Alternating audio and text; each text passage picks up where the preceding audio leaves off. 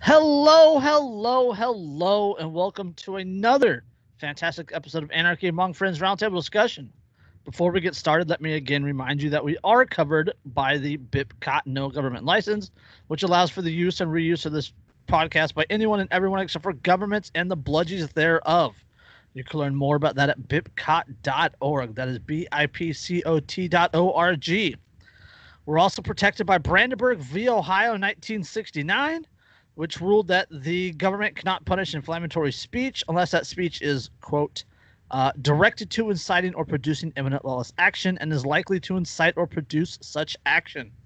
So everything we say here on Anarchy Among Friends Roundtable discussion is hypothetical. So don't red flag us, bro. On that note, this is episode. Don't red flag me, bro. Kind of like what happened in St. Louis. Yeah, that was stupid. And the attorney general for the state is looking into the DA that signed that red flag warrant because apparently that DA has a history of doing politically motivated warrants. What a shocker! Like totally shocked, I'm right? Astonished, man. I would have never guessed. Yeah, but what episode number is this? We just said Right 97. 97. 97. Holy crap! Seems like only yesterday it was episode 69. You know. That fucking clusterfuck. That one was fun. That one was a lot of fun. It was a 3-hour episode. I know. And it was every minute of it. Like, and it's the only episode I've ever edited, and it's because I had to edit it down to the point where I could actually upload it onto Anchor. Because Anchor has an upload limit, yeah. Well, oops. That one was good though. So was the whole episode edited for all platforms or just Anchor? Well, it was edited across all platforms because it was edited up on Anchor. Gotcha. I upload to Anchor and Anchor distributes it everywhere. Because it would drive me crazy uploading it everywhere. I understand. So, yeah. But, God, you guys, Andrew's sweating. You're sweating. It's warming I'm good. up. It's not bad in here, but I'm in the basement, so. Yeah. Yeah, it's here in my part of Cali. It was 101 when I got on earlier, and my AC is right there in my window. I can't turn it on because it's too loud. So I got my fan on here on my desk, which is to my right, and like my right side's fine, and then my left side's starting to sweat. I can feel it. Yeah, it's starting to warm up in here. It's like 80 degrees outside right now. But you guys have humidity. Yeah, it actually hasn't been too bad the last couple of days, but before that, it was horrible. What is the humidity percentage? Does this thing tell me? Humidity 55%. So yeah, I'm at right now I'm at 97 with a 17% humidity. Yeah. And there's a little bit there where we were in the 90s with like a 98% humidity before the thunderstorms rolled through, and that was just brutal. You walked outside and it's like climbing into a bowl of warm Jell-O. Just gross. There was a point in time where that would be appealing to me. Yeah, no, it was. That's a story for episode 69. Yeah. The AC in my truck went out this year. So during all of that, I was driving my truck around with the 60x60 AC, rolling all my windows down and never dropping below 60. Otherwise, you'd melt in the truck. I never use the AC in my truck anyway. It robs horsepower, and I need every horsey I have. I was going to say, in your case, if your truck would go from 9 mpg to 3. Yeah, pretty much. It's brutal. It goes. I actually think it does drop it by like a full mile per gallon. So, which might not seem like a lot to anybody who's getting like 25, 30 miles per gallon. But when I'm only getting 9.5, a full mile per gallon is a significant drop. 10%, a little more than 10%. Yeah, that's a huge drop for me. I mean, my truck guzzles so much gas that I actually have a sticker on the back that says global warmer. My brother had a 73 F250 with a 4-speed manual with a stock 390. 20 gallon tank, like 85, 100 miles. Oh my god. Yeah. If you're lucky. But you could put it in first gear, which was the granny gear, because it was originally a dually. It was transferred over from a dually to a single axle. You could put it in first gear, ease off the clutch, and just at an idle, it would climb up a 35-degree slope. Holy crap! I believe that. Stock 390. Yeah, it's geared so freaking low. It's just nothing but torque. You might as well have an electric motor. You could chirp tires in all four gears. Yeah, unfortunately, my truck has so much horsepower that without any weight in the back, at 40 miles an hour, if I get pissed and want to pass somebody, if I tromp on it, it will crack the rear end loose at 40. And I'm like, oh god, no. Oh, that's fun in winter. Oh yeah, and it's real entertaining because like when it rains, because I have off-road tires on it, obviously, and that's really hard rubber. So when it rains, I have to be super gentle taking off, or it will just sit there and spin the rear tires. It will not go anywhere in two. So it's entertaining to drive when it rains or snows. I mean, when it snows, it'll go through 4 feet of snow like it's not there, but when it rains, you're going, oh god, the whole time you're driving it. You just need to haul a tank on a trailer behind you or something. That would help. I mean, I could increase because it's got the right level. I was gonna say, let's mount a turret to your topper, and there you go. That'd be pretty freaking sweet. I'd do that. throw like a minigun up there and a crows. There you go. I said move out of the left lane.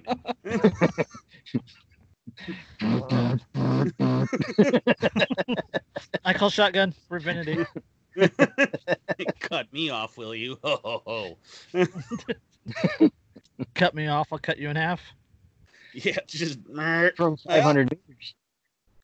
Yeah, that would be fun. Actually, there's enough traffic that I got to deal with often enough that's dumb enough that would probably be helpful. Your truck is tall enough you could just crawl over most of the cars in the cross. Oh yeah, I've had people in little tiny super low slung cars cut me off in traffic. And I'm like, that's I will smart. crush you. Yeah, like if you look in your rearview mirror, all you see are my tires. What is wrong with you that you would cut me off? Living here in Cali in the Bay Area like I do, like hearing about rolling gunfights on the freeway is almost a nightly occurrence on the news. Holy shit. Yeah. God, you'd think you lived in what's the town right on the Mexican border across from San Antonio? Why am I blanking? San Antonio. San Juan, Jalisco. That's San Antonio. That's San Antonio's not near the border. Okay, it's not San Antonio. What am I thinking of then? Man, my brain is not Paso? working now. El Paso's that's Juarez. Juarez. Juarez. Okay, Juarez. Cuidado Juarez. Yeah. That you'd think you lived in Juarez. Yes. California. I'm telling you. It basically is Juarez. I mean, I know. Well, my part of California, at least. Juarez. I didn't notice too much when we were in San Diego last year, but yeah, there are places that are really. San Diego's barely part of California. I mean, technically it's part of California, but it's not really part of California. It's close enough. It might as well be part of Mexico, but yeah. Although the weather there is absolutely perfect. Like that, being a weather guy there has got to be the easiest thing in the world. Like today, it's going to be sunny in mid-70s. again probably tomorrow. right. Yeah, And the next it day. will be tomorrow, and the day after, and Oh wait, we're gonna get up to 80 on Friday. cold front moving through 64 degrees. yeah, and it's just the tiniest swing, and it's just like what? It might rain momentarily, and then it will clear up, dry out, and everything will be great again. It'll be 75 as soon as it quits. When we were out there last year, it rained one time for a grand total of 10 minutes. Otherwise, it was a cloud in the sky. It never got above 80 degrees. And yeah, it was just gorgeous. Doesn't that sound wonderful? Like if it wasn't in California, yes. Yeah, if it didn't have the politics of California, it would be a fantastic place to live. Unfortunately, it's also the United Soviet Socialist Republic of California. So, California Stan. California Stan. California Stan. Yeah. It's with a K. California Stan. Yeah, it sounds about right. No. Oh Lord. For legal purposes, I have to say, all support Governor Newsom. Hashtag don't red flag me, bro. Don't red flag me, bro. You can have my wife, I swear. All right, let's get into this. Let's get into I'm gonna get into this first one because I pick the articles and I'm the one that reads them, so I get to pick. All right. This is out of Oklahoma City. Did doxing of an Oklahoma councilwoman lead to a neighbor being raped? City council member in Norman, Oklahoma proposed a police budget cut.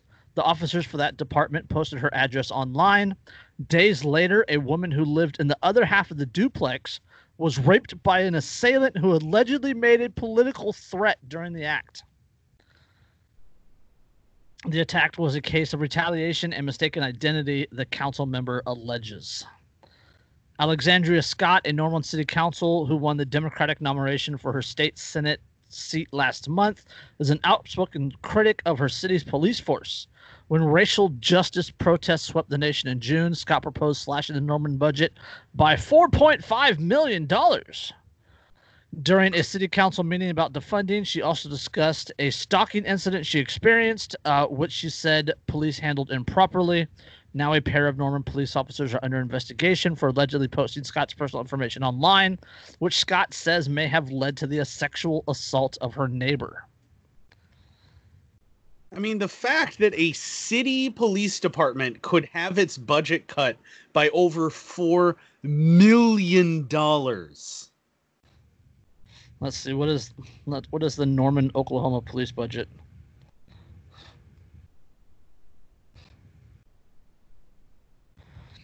Norman, Oklahoma police budget is,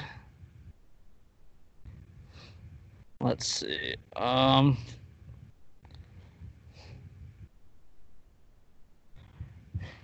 come on now. It's not that hard to find this information, is it? Let's see. The city voted to cut it by $865,000. That just let's say okay. So the police budget's $23 million. Norman, Oklahoma. And it's a city with a population of a little over 100,000 people. Okay, so 100,000 people, 24 million for their PD. Yep. Yeah, 23 million. She wanted to cut 4.5. Well, I guess I still say it doesn't make any sense, but at the same time, the city of La Crosse has 50,000 people, and their PD budget was 10 million. So, but still, Jesus. Yeah, that's a huge amount of, and the fact that, but without police. So she says, well, I don't want to spend as much money on the police department because they don't need all of this militarized equipment and everything else. And their response... Which they don't. Yeah, no, and their response is to get someone raped. Well, Allegedly. They put her address out there. They put her address out there, and somebody went to the building, went to the wrong side of the duplex, raped her neighbor, and made a political threat during the act. Like, this is the point where we're at as a society. And these are people this is a person assuming that it wasn't actually a cop. Yes. Right. That's what I was just thinking. I was like, well, who's to say that wasn't one of the local PD? It's like, well, this will teach you. And of course, the rest of the PD is going to go, oh, well, we didn't see anything. Yeah. Assuming that this wasn't actually a cop and this was a cop supporter, right? Their response to someone not supporting their beloved jackboots is to go rape the person who they think is the person who isn't supporting their jackboots. I mean, seriously? And this is exactly the crap that I've been talking about with the rise of neo-fascism and neo-national socialism in America. That's what you're seeing, especially among the police and the police supporters, is this trend towards violence for political aims. Mm-hmm. Because when you're a hammer, everything's a nail. So, and apparently when you support hammers, everything's a nail too, I guess. I mean, Jesus fuck. So this is the way I see it. It's like she wants to take $4.5 million off of their budget, which they would be using to enforce largely victimless crimes. And in response to that, we're going to commit an actual crime. Right, with an actual victim. With an actual victim to defend it. Mm-hmm. What? What? Wait, hold on. Okay. In the article, second to last paragraph, it says, Norman police released a statement acknowledging the incident and the prior publication of the address on social media. Although in a heavily redacted police report, the incident is described as a burglary. Even though a woman was raped, they're describing it. No, that was a cop that did it. Absolutely. That was definitely a cop that did it. Which doesn't surprise me at all, because that's the way they think. How dare you not support me? I'm going to use violence against you. I mean, there are tons of people who he's going to protect assaulted. and serve so hard. Yeah, he protected and served the shit out of her. Like, and that's the thing, is that's the way their brains work, though, is because they go to, all they have for a tool is violence. That's the only tool in their toolbox is violence. So as soon as you contradict them, as soon as you don't support them, as soon as you make them angry, the thing that they go to is the only thing they can go to, which is violence. Mm-hmm. Well, not only that, but like, that's what police are trying to do, right? I mean, we've talked about this before with what is it, the Krav Maga and the IDF and the rise of the warrior cop and all this other stuff. Like, they're trained to be violent, right? You know, violence of action. They're trying to physically react to situations where they really shouldn't physically react. This is another. I mean, assuming, like, we don't know for sure. We can't say it was a cop, but if it was a cop, well, I mean, I'm gonna go like 99% chance it was a cop. Whether it was either a cop from Norman or if it was a cop from a very nearby jurisdiction, it was one of the two, and either that or it was like the brother of a cop. I was gonna say a family member of one of the cops is my guess. If it wasn't actually a cop, it's a family member of one of them. Because no, I mean, otherwise, why would they try and gloss over the fact that a woman was sexually assaulted during the home invasion and make it just a burglary? And how much you want to bet absolutely nothing was even taken, and they're calling it a burglary. Mm-hmm. Right. Because something was taken, woman's goddamn dignity. Well, yes, but the fact that that's how they're categorizing it, and I bet you no physical objects were actually taken from the home, it was purely a break-in to commit the rape as an act of absolute intimidation against someone who he thought was saying, well, we don't need to give the police as much money. I mean, keep in mind, she's still talking about paying them over $19 million. And that $4.5 million is worth raping someone over. That is how these people fucking think. Yeah.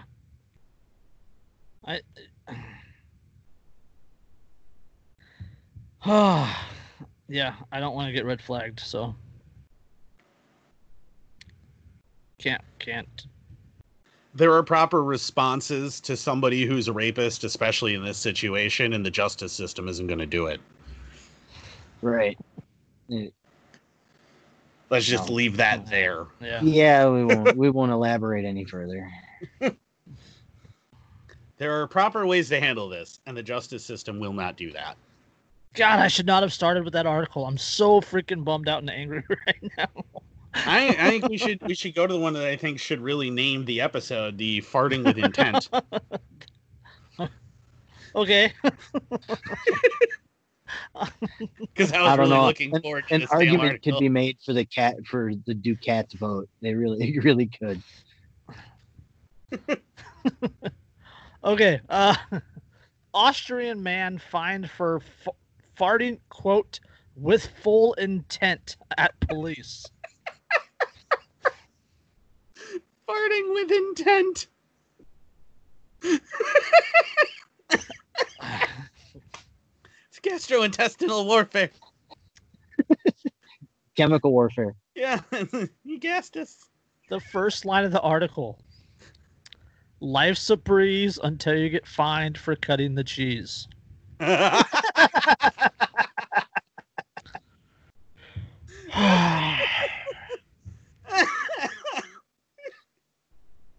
It's all fun and games until someone farts at somebody intentionally.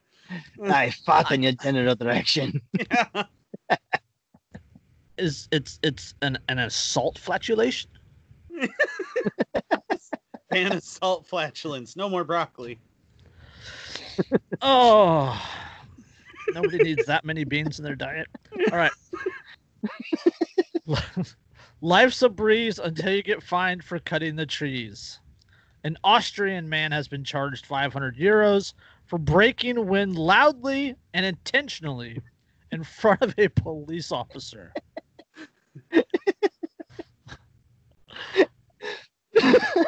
No, you guys, I'm not making this up. This is a real article. This really happened.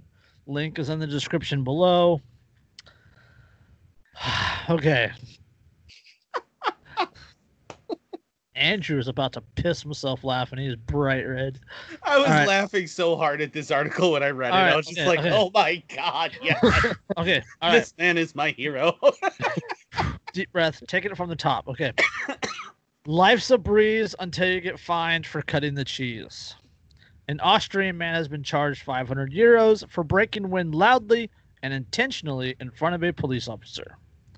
And this breaking of the wind may have broken new legal ground. It took the police in Vienna a while to get to the bottom of whether the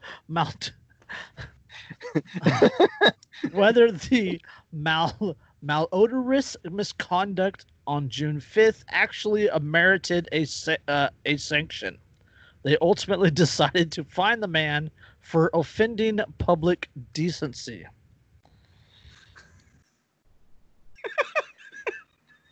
Sounds like the same thing as what we call disorderly conduct here in the States. Yeah, that's some direct action right there. Hold on.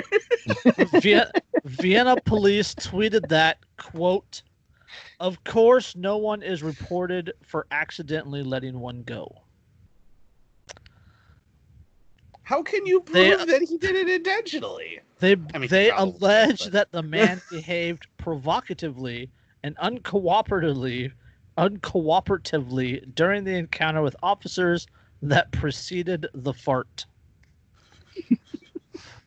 Clearly, they don't abide by the, quote, whoever spelt it, dealt it rule.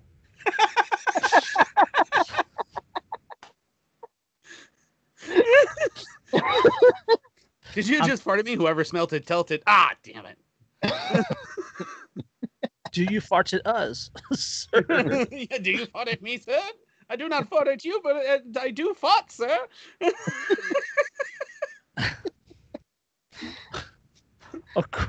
According to officials, the man stood up from the park bench, looked at the police nearby, and, quote, let go a massive intestinal wind, apparently with full intent. Farting with intent. That's quote, and our colleagues don't like to be farted at so much. Hey, man, don't kink shame them. You don't know. Right? Some of them. I mean, they're Austrians, so they're kind of like Germans. Maybe they, I am speechless. I've seen enough John Thompson films to know some of them have got to statistically in that part of the world. And they handcuffed the guy because he farted at them. Not even farted at them. While they were cuffing me, I'd have to let another one go. Yeah. Okay. According to the officials, the man stood up from a park bench, looked at the police nearby, and, quote, let go a massive intestinal wind, apparently with full intent. He didn't even fart at them. He didn't fart near them. He was looking at them and farted really good. So he just made eye contact and went... and then walked away.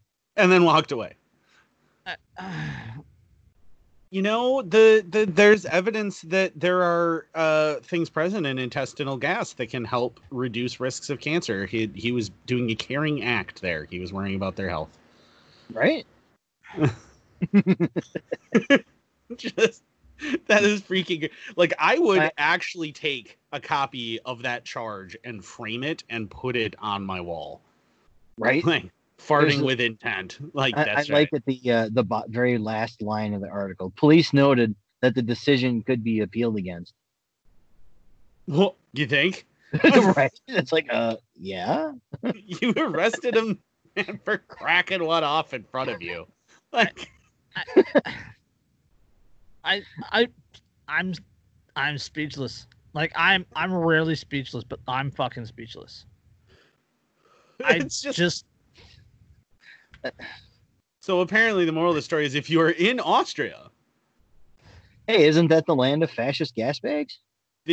Austria actually was fascist, and a lot of people forget that before Hitler and National Socialism annexed it, the Anschluss, it actually was ruled by a fascist dictator already, who actually didn't like National Socialism and hated fucking Hitler.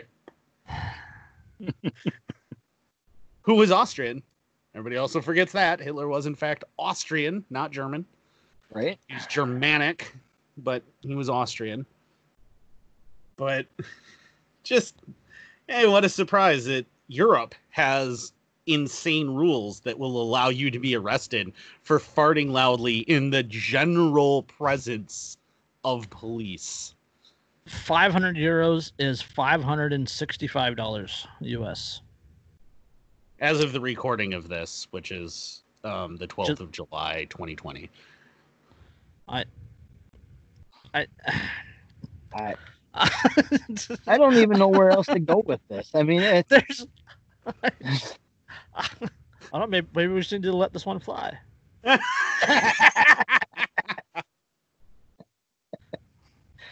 I do have to give props to the writer for getting in whoever smelt it, dealt it into an article. I know. You the real MVP? You actually managed to put that into an article. That's Pulitzer Prize material right there. Yeah. Oh, imagine having to go to court and testify on this at all? Like, regardless of which side you're testifying for, just imagine having to walk into a court and describe a fart in detail in a court. I want to sit on that jury, and I want an angry defense attorney to cross-examine the officer. Yes, absolutely. I'd love like an American Southern gentleman lawyer to be the one. Excuse me, sir. I say, so could you define the thought for me? Could you smell it from where you were? Takes off his glasses, wipes them. Now I'm just a simple country lawyer.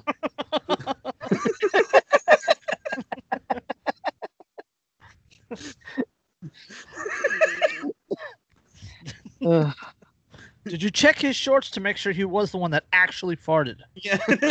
Can you prove it was him? Yeah, do you have thermal imaging of the heat exiting? Or did he like cock the leg to make sure you knew it was him? Or imagine asking him to, like, I would want to testify on my own behalf just so that I can get asked, like, what had you eaten that day? I had a heavy lunch. What do you want? Well, and this is also the part of the world where, you know, if you let out a large belch after a meal while you're in a restaurant, it's considered a compliment to the chef. Yeah. So would not gas coming from the other direction possibly carry the same weight? It was so loud because I was hoping he could hear it from where I was. Right? There was probably a food truck behind him, like Yeah, Mexican food truck parked behind him. I wish there was video for that. Oh, God. Just making eye contact, partially lifting a leg, squinting slightly.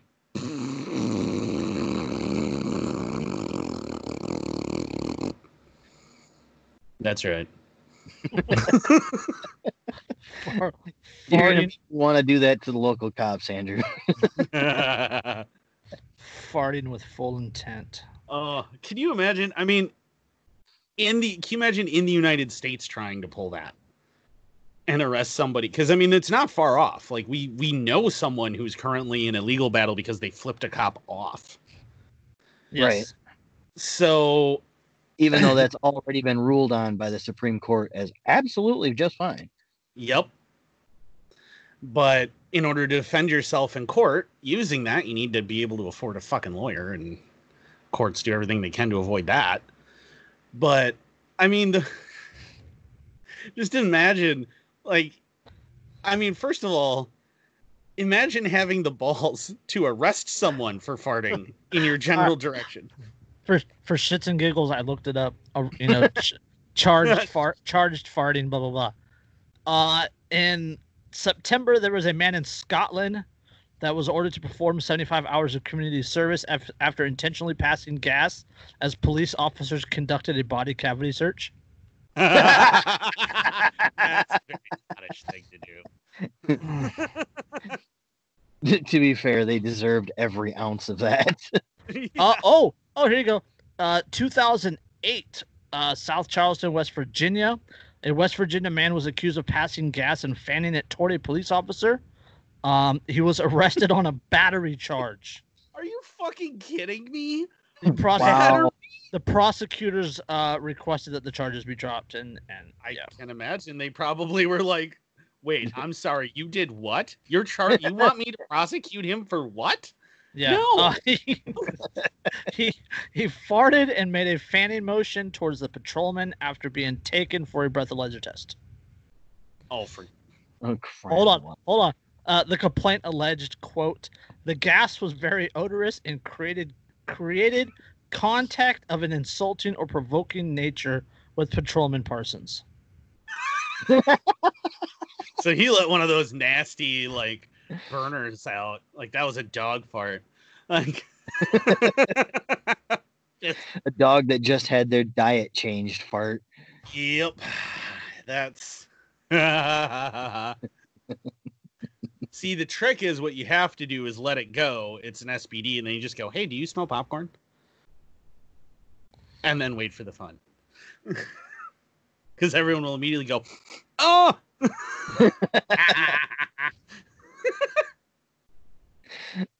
If I ever get arrested, I'm going to save it up until I'm in the backseat of the squad car. Just let the nastiest thing you can go. And just stare. You got to just stare at them in the rearview mirror wordlessly. The whole time you're letting it go, just stare at them. and hope it's a really vibrous one. Yeah. Because those hard plastic seats that they put in the back of squad cars now. Yeah, nice and loud. and in Missouri, July 2019. Oh Lord. Officers in Missouri managed to capture a man wanted for possession of controlled substance after he gave away his position in an unorthodox way. He farted loudly, or at least with enough volume to get the attention of the police officers looking for him. Idiot! You couldn't hold it. You were hidden. They did not know where you were. All you had to do was be quiet, and instead, oops! I thought that was going to be an SPD. Damn it.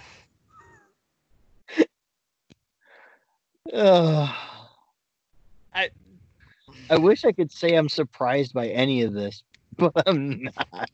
Especially being a Missouri person. Oh, Jesus. The fact that, is described as with full intent. He was farting with full intent is just the most absurd freaking thing. I want to know how you prove intent in this case. Yeah. Because if it's written into the citation as with full intent, how do you prove intent? Yeah, exactly. Again, that's why I want to see like a country Southern lawyer defending him and just, now, officer, could you describe for me the exact direction from which the flatulence was directed?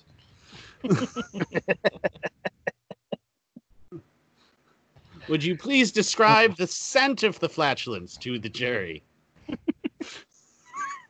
Smelled like he had caviar and broccoli for lunch. Oh, that would be awful. It was Vienna, so you just gotta have sausage, right? A whole bunch of pork sausage. Sausage and beer, that'll clear out a room. Yes, it will. Yes, it will. Especially super dark Germanic beers. Uh-huh. Oh, no. I'm sure it was awful, but the fact remains. This is where we've fallen as a podcast, people.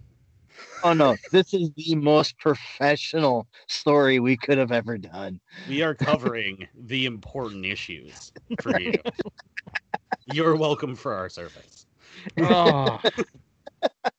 All right, here's some people that deserve to get farted on. New York City ticket blitz will cost motorists over $40 million, the budget shows. I just want to state for the record that this is actually a very good segue. We're going from an Austrian man farting on the cops to a ticket blitzkrieg. Yes, I did use the word blitzkrieg in the description. You did. So, drivers beware. New York City's newly adopted budget includes a planned ticket blitz that is expected to cost motorists some $42 million in the coming months.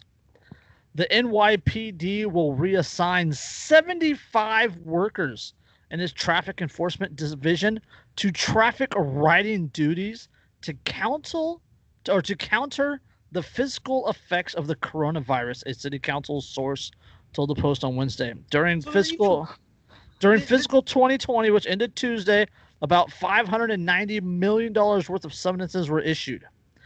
The number was projected to dip to $550 million during fiscal 2021 due to the pandemic, but beefing up enforcement should boost it to at least $592 million.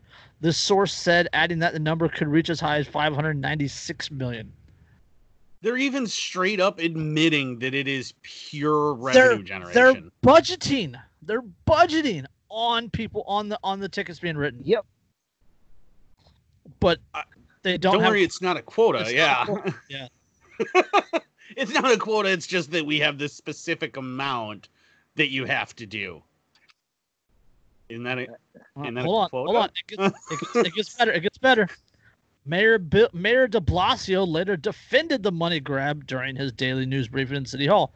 Quote, because of course he did. Quote, the fact is, the reason someone gets a ticket if they're doing something wrong. The fact is, the reason someone gets a ticket is if they're doing something wrong.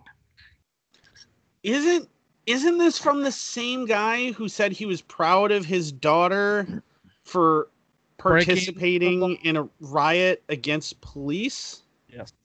I believe it is, yes. Yes. Like what? The confused woman GIF comes to mind. How do you do the mental jumping jacks required to go from I support my daughter who obviously broke the law to you did something tiny itty bitty wrong and now we're going to extort you under threat of death and kidnapping? Well, and this isn't the first time. Yeah, this isn't the first time New York has done this, though, because remember, they also went nuts with the tickets during the big snowstorm. Mm-hmm. Right. Hisner claimed that, quote, we will do enforcement only where it's appropriate and ensure that people understand there are consequences. He didn't specify which neighborhoods or violations will be targeted. Fines for non-commercial traffic violations in New York City range from $50 each for offenses that include getting caught on a red light camera to $180 for parking in a space reserved for people with disabilities.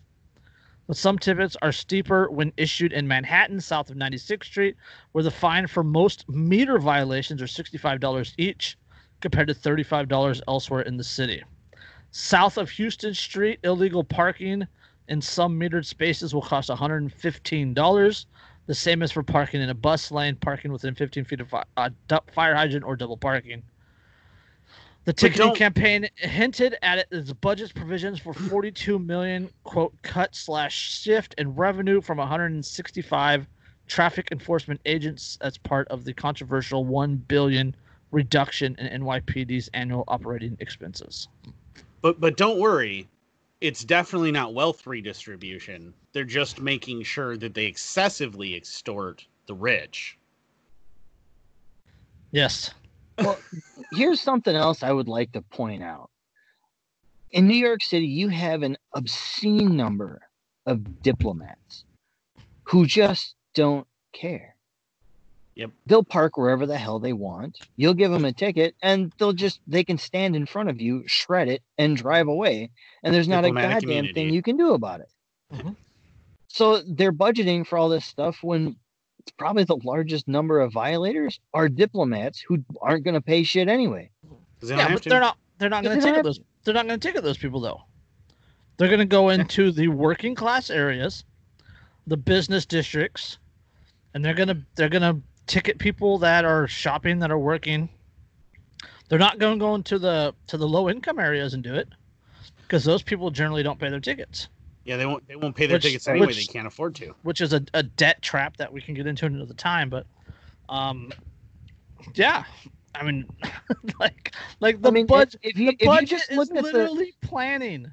The budget is literally not in plan. The budget is literally depending on them writing $42 to $46 million worth of tickets. Good point. And additional tickets. So you said what's the low end and what's the high end of the tickets? 42 to 46. So a difference of $4 million. A difference of okay, but so I mean the tickets themselves are what, like basically like between $50 and $100, right? So let's say an average of $50 and $180. So if we do $46 million divided by say $75 per ticket, we'll split the difference. All right. That is 613,333 tickets. Divide that again by 75, because that was the number of additional ticket writers. Oh, that's what he did. Is he just divided the 42 million additional? Well, 46 million on 46 the high end. Additional divided by 75. So yeah, that's the average number over of tickets. $600,000 tickets. There's 600,000 over additional 600 tickets. Yeah, over 613,000 tickets just to cover that $46 million. But it's okay because it's totally all Which about is- protect and serve, right? So what is it? 630 or something like that? You said 613,000. It's totally about protect and serve. so. 613,000 divided by 75 because they're moving 75 new people over to help. So those 75 people are expected to write Oh, 8,000 over 8,000 tickets each. Yeah. 8,000 additional tickets. Yes. Yeah. Beyond what they would normally have written. Right. An additional 8,000 per person. On average. I mean, If I don't it want pleases the crown, might I park on this bit of No. pavement, which I've already been taxed for? No, you may not. No, With you may the not. vehicle I've already been taxed for, and fucking bullshit. And pay you annually for the privilege to drive. And I think Right. New York City has a wheel tax. Yes, they So do. I also pay Yeah. you annually an additional tax for the privilege to operate the vehicle that you already taxed me on the roads that you already taxed me for. Don't forget fuel tax. Gas Yeah. tax. The fuel tax, like, Gas tax. Mm-hmm. you know, Yeah. the average American pays what, 51% or so Something of their like that, yeah. income in taxes once everything's all actually figured out. I would wager that the average New Yorker, it's significantly higher. Probably closer to 65 or 70. Yeah, most likely. I would say it's actually probably in the 60+% of their income range that they pay to the government.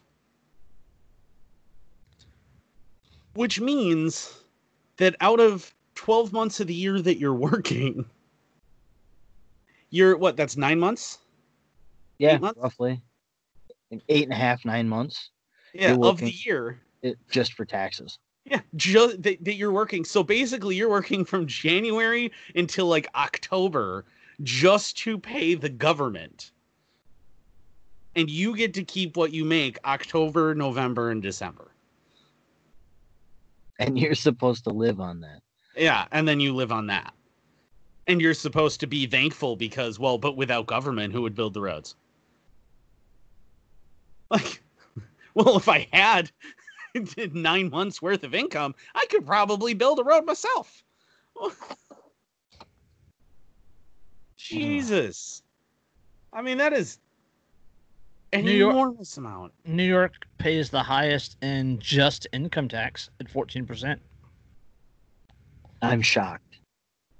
Oh, Truly. what? No. Yeah, the United Soviet Socialist Republic, Democratic People's Republic of New York. Yeah, I mean, it's oh my God. and that's 42 million additional dollars coming out of the pockets of New Yorkers. And Mhm.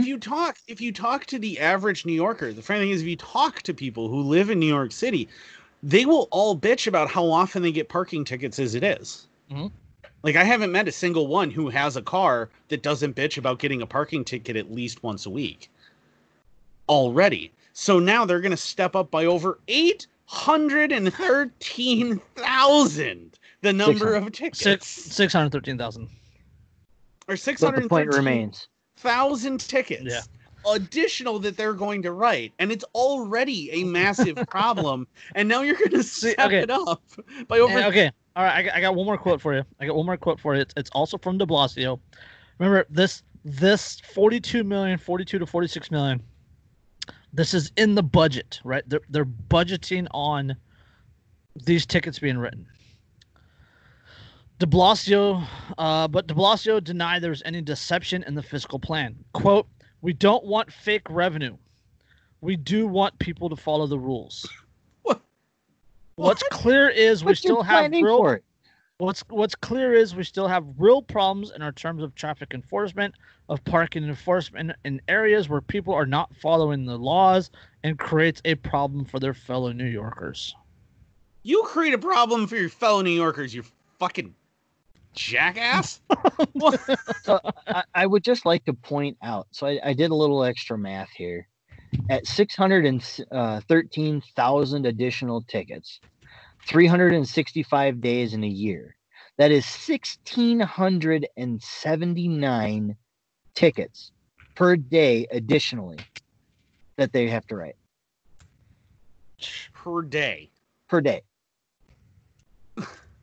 I mean, yes, New York City has lots and lots and lots and lots of people, but that's still an enormous number of tickets. I mean, the fact that you have to have 75 people whose sole job it is 75 additional people. Yeah, additional people who are only moved over to that unit just to write more tickets, to extort more people for money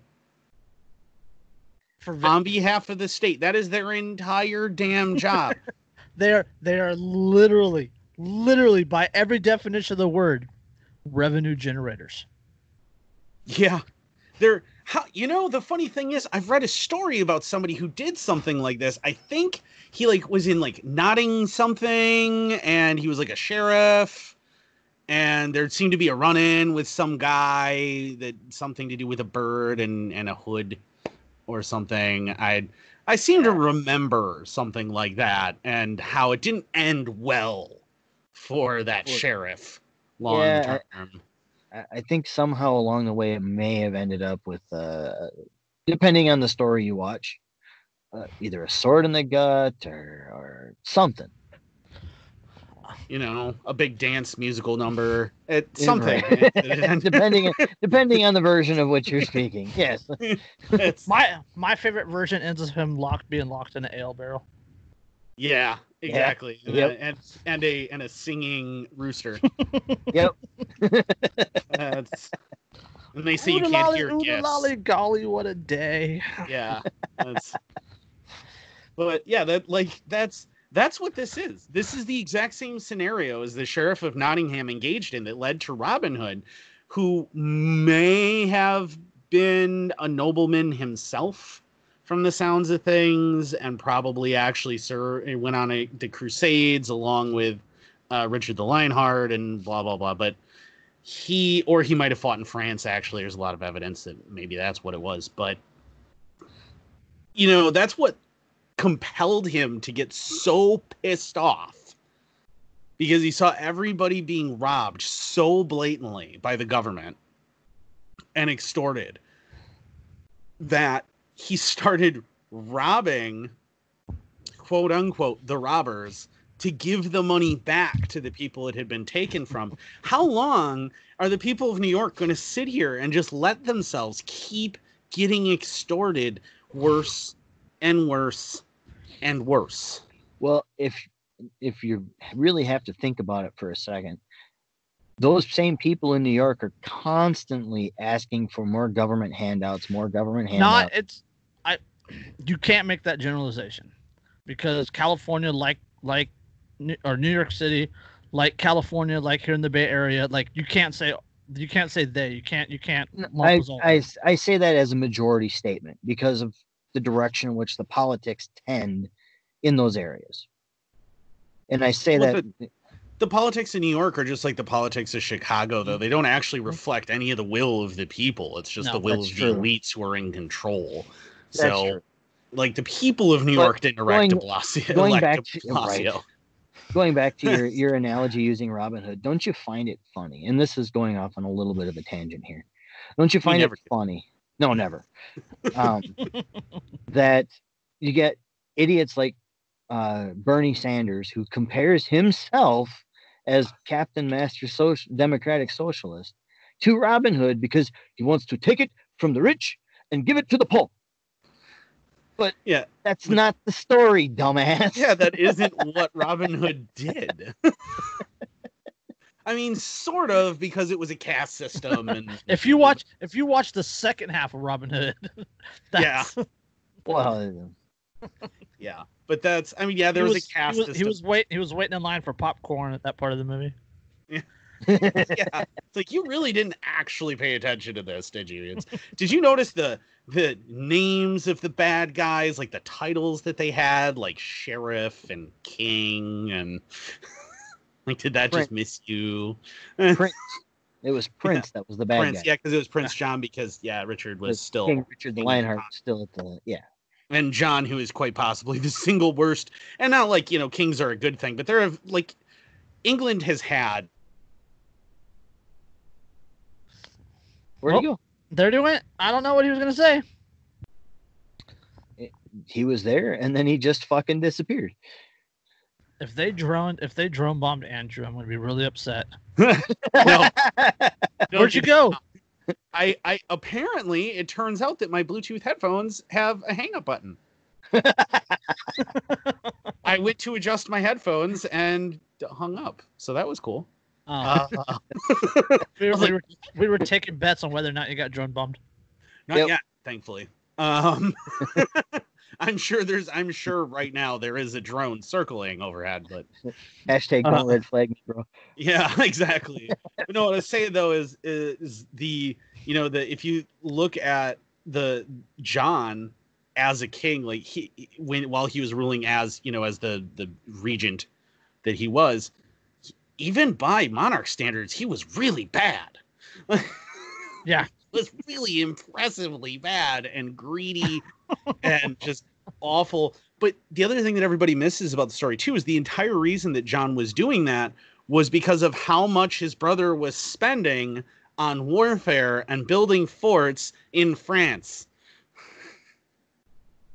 Yeah. So, I mean, like, you kind of got to remember, though, that what he was trying to do was actually extort people for the purposes of paying for a bunch of wars.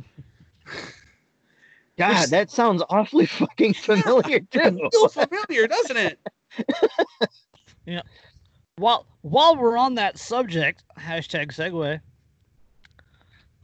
money talks. U.S. town prints own currency to boost coronavirus relief. This is out of Tenino, Tenino, Tenino. I don't know. Tenino, Washington, tucked away under lock and key in a former railroad depot turned small town museum in the U.S. state of Washington. A wooden printing press cranked back to life to mint currency after nearly 90 dormant years. The end product, $25 wooden bills bearing the town's name, Tino, with the words COVID relief superimposed on the image of a bat in the Latin phrase, which I'm not going to try to pronounce. It means we have it under control, printed in cursive. With the coronavirus pandemic plunging the United States into a recession, decimating small businesses and causing job loss across the country, some local governments are looking for innovative ways to help the residents weather the storm. For Tenino, the answer was the revival of a local currency that bolstered the town's economy in 1931 in the wake of the Great Depression. Quote, "It was kind of an epiphany. Why don't we do that again?" Said Mayor Wayne Fournier. Quote, "It only made sense." Tenino is a town of less than 2,000 people located about 60 miles southwest of Seattle. Started reprinting the local banknotes in April, 5 weeks into the Washington state lockdown. Anyone with a documented loss of income as a result of the pandemic is eligible for up to $300 a month of the local currency. Businesses up and down the town's quaint main street accept the wooden note for everything except alcohol, tobacco, cannabis, and lottery tickets. What's the point? Right? Hold on. Tenino's city government backs the local currency, which merchants can exchange for U.S. dollars at City Hall at a 1-to-1 rate. It's a redistribution of wealth. Yeah, based on tax dollars. With literal wooden nickels. Yeah, and it's. Yeah. I mean, it is an interesting idea, and it's one that, like they mentioned, was done very, very frequently up until 1913, it was a very common thing for local banks to have their own currency. And during this American Civil War, there was a ton of it, especially in the South, because obviously Southern Confederate currency was fire paper. I mean, it was nothing. It's just like you might as well stack it up and burn it. It was Weimar Republic or Weimar Republic like levels of inflation in this American Confederacy, but you saw a lot of that. I mean, to this day, you can still go buy the local currencies. Like if you go to Vicksburg or you go to Gettysburg or there's what they look like. Washington on it. They're kind of neat, actually. I kind of want one. They look kind of cool, but yeah. But I mean, and I look at that the same way I look at local town Toma. They have their own city backed thing called Toma Bucks, and my employer gives them to us on a regular basis for, if you do something special, or this year like for a celebratory week that we do every year, instead of 5 days worth of treats and stuff like that at the facility. No, they get sent everybody a quote unquote Chamber of Commerce check for 25 Toma bucks. So that is good at any local business. It's like, any local business that's part of the Chamber of Commerce. But the thing to remember with those, though, what makes them slightly different here is that if it's the Chamber of Commerce putting it out, I'm a member of the Chamber of Commerce, not here in La Crosse, obviously, because this is where my store is, but I'm a member of the Chamber of Commerce. We actually pay in for that to be part of the Chamber of Commerce for the privilege of getting to network and go to these events like golf outings. And we pay in, and then they take that money and then use it for things like that to encourage going to local businesses. That's a little different because that's a thing that's being voluntarily contributed to by the local businesses. Yeah. In April, councilors approved the proposal to issue up to $10,000 in local scrip. They actually call it scrip. That's an important description here. And then so far, 13 residents have successfully applied for funds, and some $2,500 worth of wooden bills have been issued.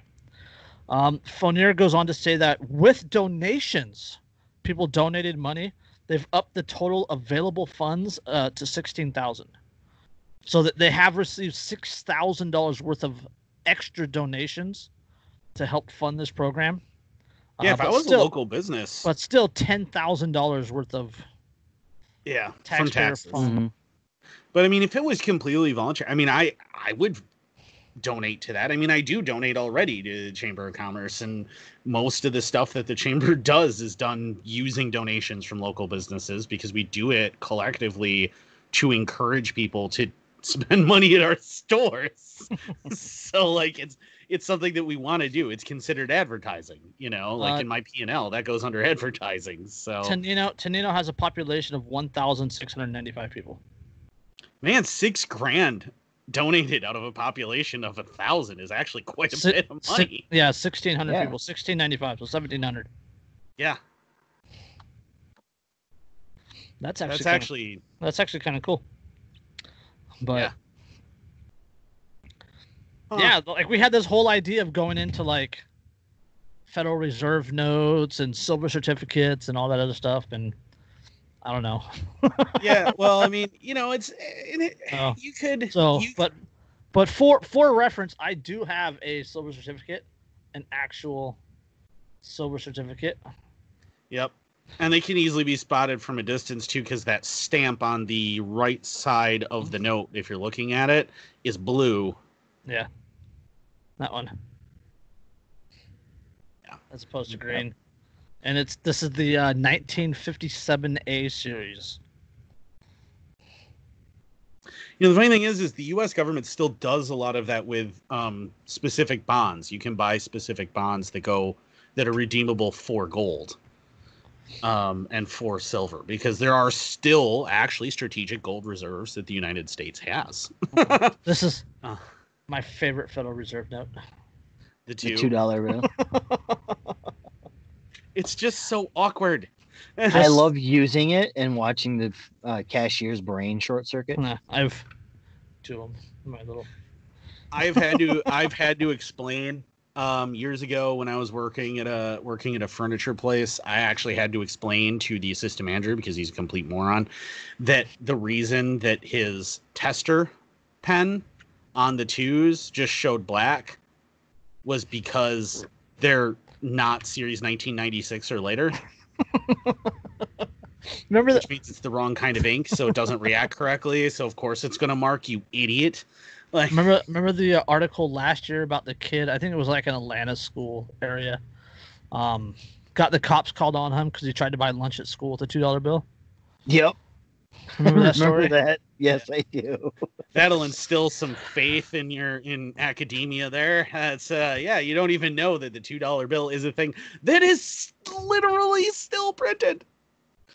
Right now they're printing them. Yes, so I don't really know why. I mean, I assume there's a reason that they bought. Pointless denomination. There you go. There is. That's actual money right there. 63 $half. Silver. I have a stack of those. That's silver.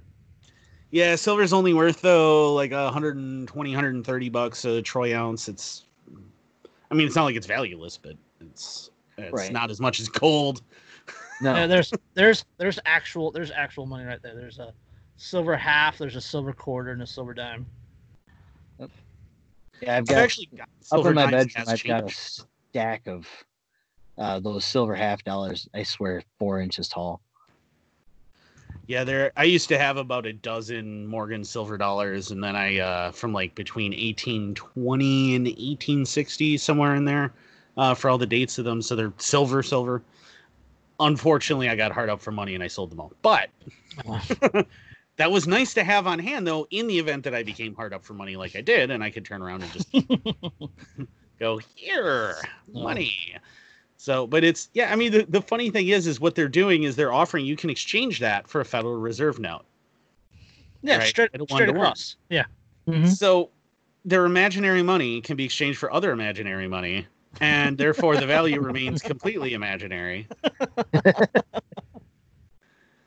The irony is you don't even need to offer. I mean, realistically, if anybody thought about it critically, the only reason that you exchange things of value for this piece of paper is because you have faith in that piece of paper then being something that you can turn around and exchange for value. Mm-hmm. That's it. Well, these wooden dollars work exactly the same way. The only reason that you can buy things with them is because everyone goes, oh, well, I can take these and I can turn around and exchange them at another local business for something of value. Or I can take them straight to the city and exchange them 1-to-1 for actual, well, fake money. Not again, actual. Not actual. Still fake money. For fake money, but this time I can spend it anywhere besides right here in town. Right, but I mean that's in the 1840s and 1850s in the United States, right? The antebellum U.S. There was a ton of banks that would have their own currencies. That was a very common thing for a bank to print its own money, especially out west in the gold-bearing regions, where banks would wind up with a ton of gold. And so if you deposited gold, they would give you their own local currency, which you could spend locally. And most banks also had networks where you could exchange it for other local currencies at that bank. That another bank, that this new bank in this new location was printing. You could just swap them. And they would have exchange rates. You'd have a little board and exchange rates and tell you, okay, well, this is worth this, whatever. So like if you were coming from a gold-bearing region where your money was worth a lot, and then you brought it to this other bank to exchange it, you'd wind up with a lot more money because it was worth more, because that bank had a bunch of gold, and this bank knew that if they really wanted the gold, they could take that other currency from that bank, hop on over to this bank, and swap it for the gold that you had deposited. So it worked out really, really well, and all of it's backed by a real thing. And ironically, that money produced by those banks was a more real value thing than the Federal Reserve notes. Well, yeah, not only that, but it becomes a matter of subjective value. Like, if you value the Federal Reserve notes more than the script, well, then you're going to use the Federal Reserve notes, and vice versa. right? Just like the silver that I just showed you guys, or the silver $1 silver certificate. Like if you value that more than actual silver or the Federal Reserve notes, well, you're going to use that as opposed to Federal Reserve notes. And it could be shells or rocks or 2x4s or apples or bullets. Like if what you value is more important than what you're giving up, or if what they're offering is more important than what you're giving up, or vice versa, well, subject to more value. Yeah, because contrary to what commies and socialists might believe, labor theory of value doesn't work. But they work so hard coming up with that. I worked really hard to make this macaroni painting that I'm going to trade for you. So clearly it's worth $5,000, and that diamond that you picked up off of the sidewalk and just found is worth nothing.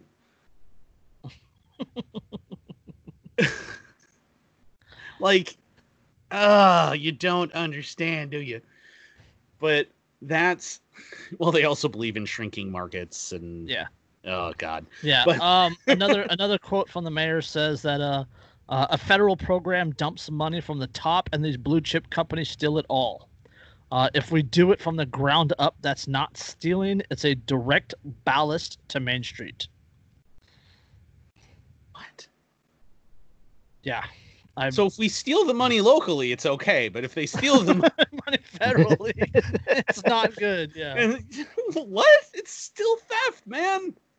It doesn't matter that you're turning around and you're still redistributing wealth by force. That's still what you're doing. And no, it doesn't matter that you're doing it for what you perceive as good. You're still doing something wrong.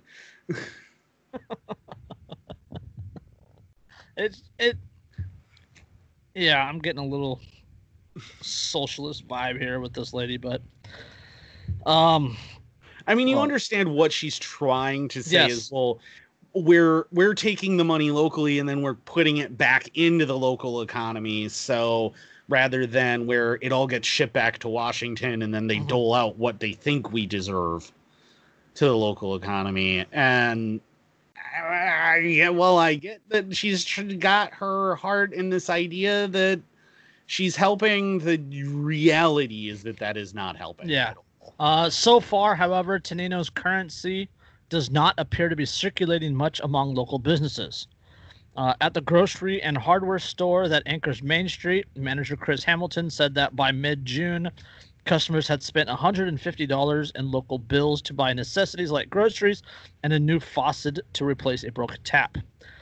Quote, "I'll redeem it for cash at City Hall," he said. "I hadn't thought about recirculating it." Next door at Don Juan's Mexican Kitchen, owner Juan Martinez Jr. has 4 of the wooden $25 notes sitting in his cash register.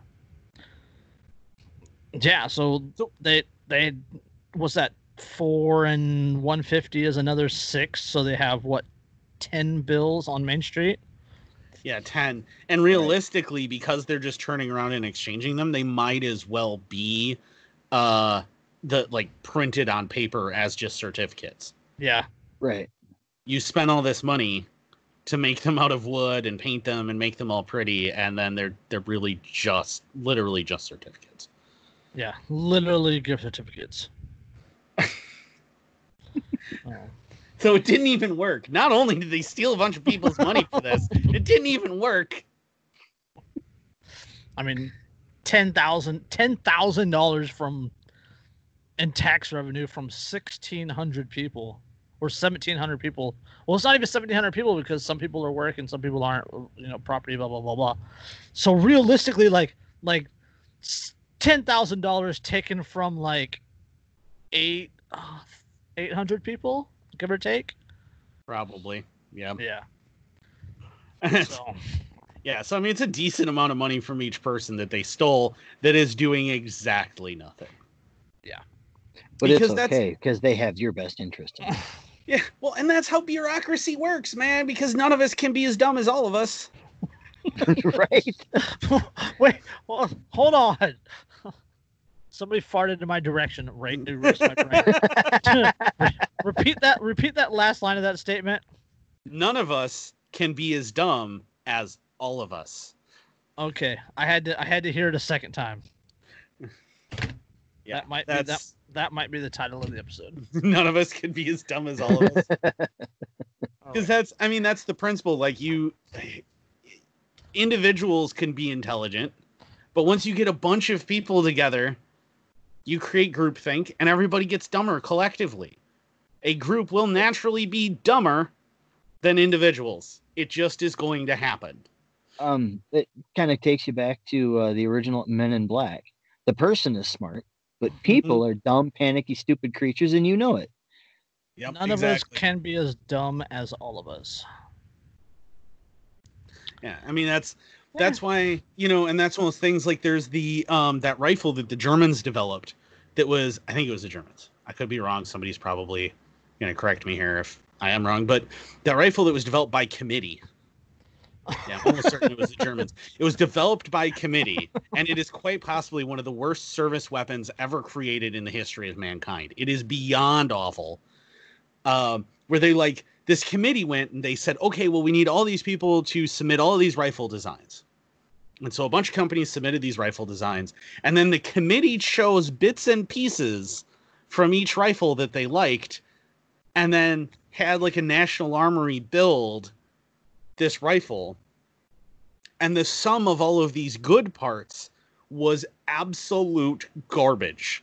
Yeah, the Model 1888 Commission Rifle is a German bolt-action rifle. They built 2.8 million of them. And they're just trash. Just trash. Meanwhile, contrast that with, say, the Mauser K98.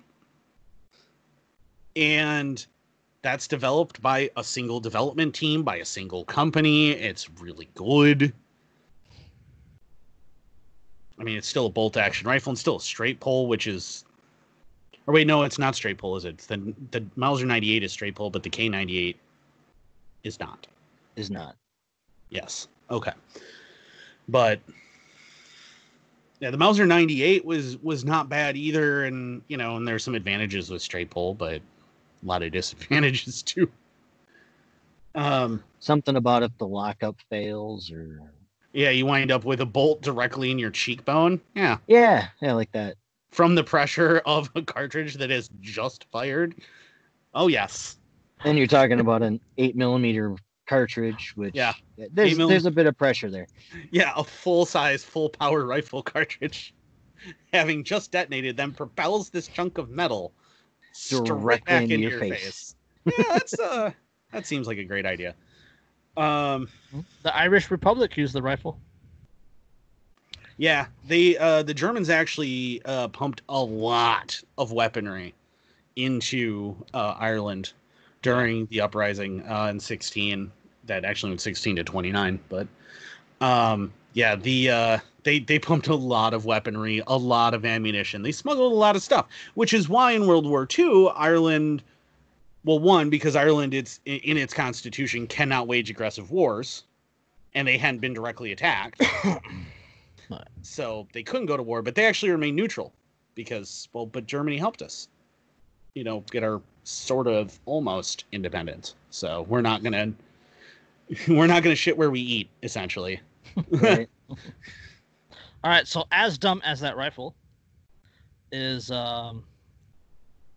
Georgia. Okay, I can't. If I read the title, it'll give it away. So I'm just going to start reading the article. It's a presidential election year, and there's a big push to get people registered to vote. Some people are even getting flyers in the mail to register. One Atlanta family says despite what some people think, their family pet won't be going to the polls. When Ron Timms checked the mail Wednesday, he found something addressed to Cody Timms. Cody doesn't get much mail. Cody's a cat. He died 12 years ago. The family keeps his ashes in a green container. Not only is it a cat, it's a dead cat. Quote, are you sure this isn't Chicago? Hold on. Quote, a great cat indoor and outdoor, loved his family, loved his neighborhood. He was 18 and a half when he passed away. He was an old Carol cat. Timms. Yeah. Very old. The Timms were surprised and a bit amused when they saw what Cody received in the mail. Quote, we have a voter registration application for Cody Timms. How did this happen? It's not reality. He's a cat, and he's been dead for a long time. So what that probably means, if you think about the implications here, is that he was registered in the last election as a voter. Carol Tim says she understands that this is an election year. There's a huge push to get people to the polls. Quote, there's a huge push, but if you're trying to register cats, I'm not sure who else they're trying to register. I'm not sure if they're going to register dogs, mice, snakes. Well, everybody on the ballot's already a snake, so I guess, you know.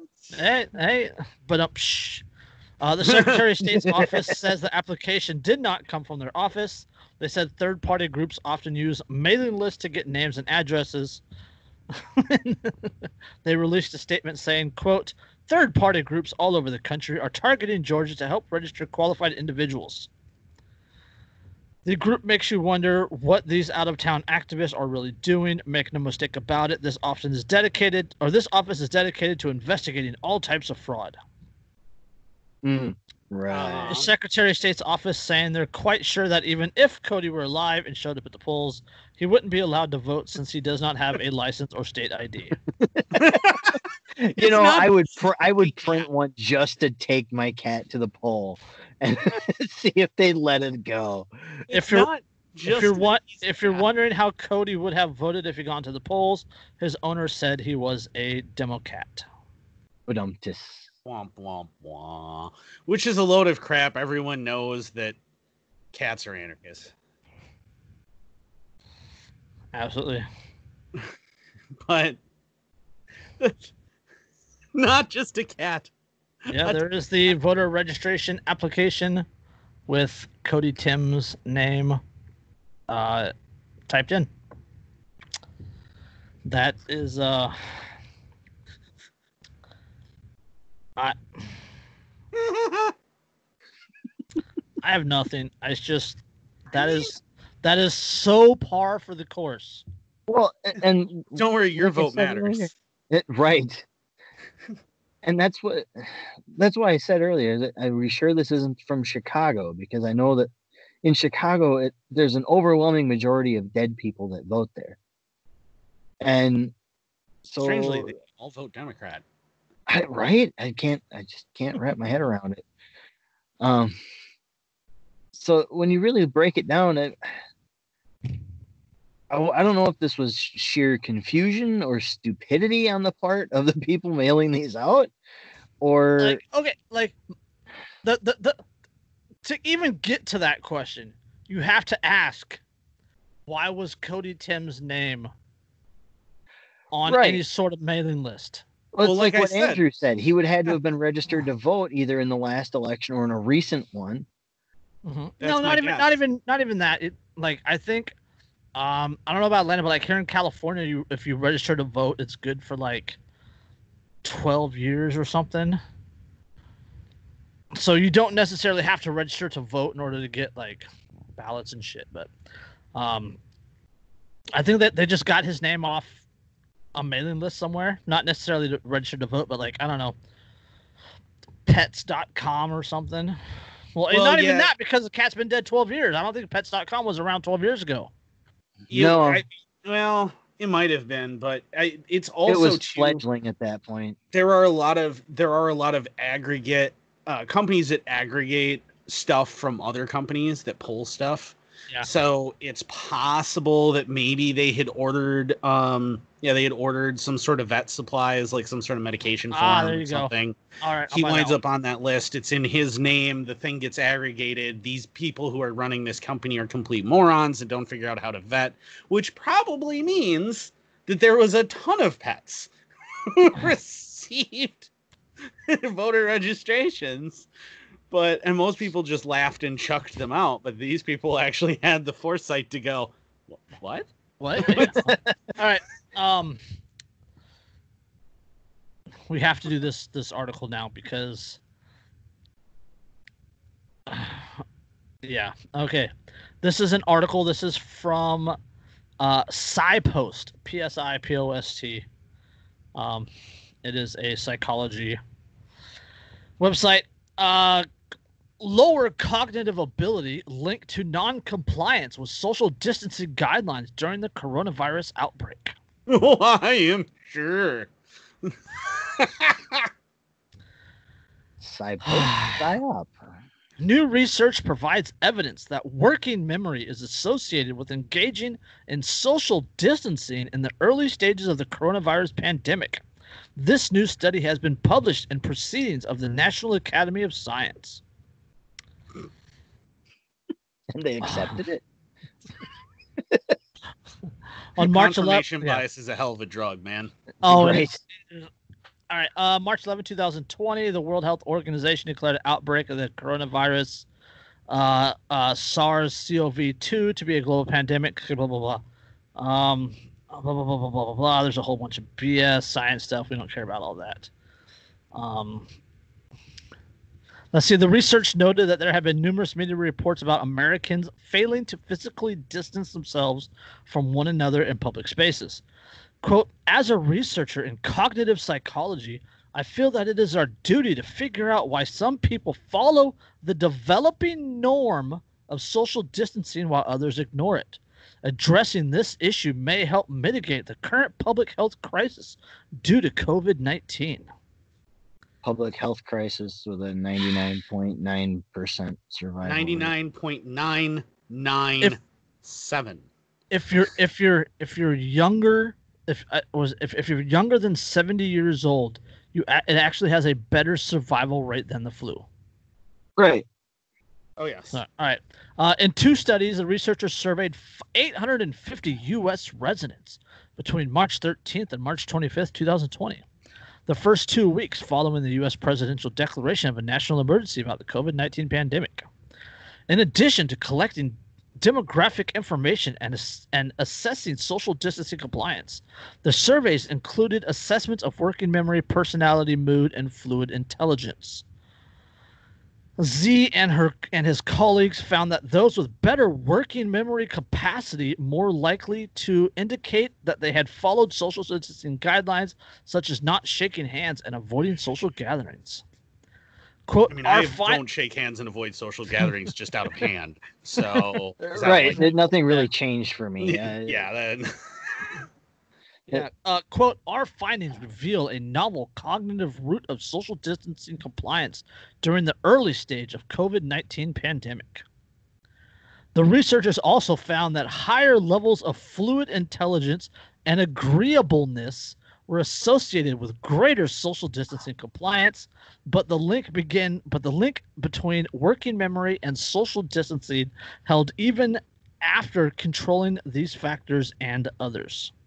I love that they lump the two together just so they can manipulate things to their and you know what's really what's really interesting is what the WHO has said about masks recently in their guidelines. Let me give you here, this is verbatim, this is directly from the very current WHO official guidelines about masks. Under the heading, Guidance on the Use of Masks for the General Public, Available Evidence, it states, studies of influenza-like illnesses and human coronaviruses provide evidence that the use of a medical mask can prevent the spread of infectious droplets from symptomatic infected person, blah, blah, blah. It mentions a recent meta-analysis of these observational studies with the intrinsic biases of observational data showed that either disposable surgical masks or reusable 12 to 16 layer cotton masks were associated with protection of healthy individuals within households and among contacts with active cases.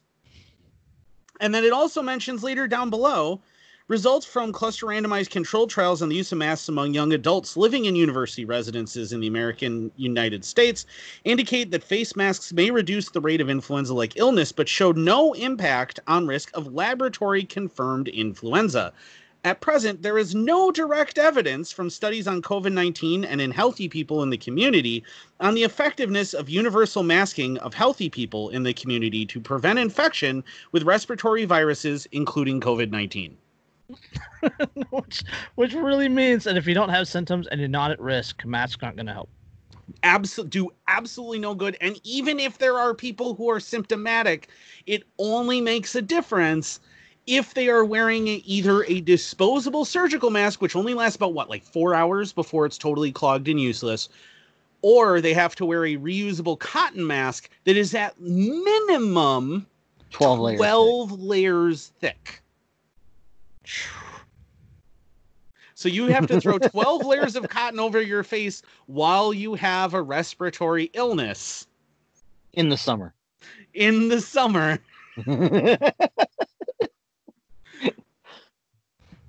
But people who don't comply have cognitive issues. Right. Well,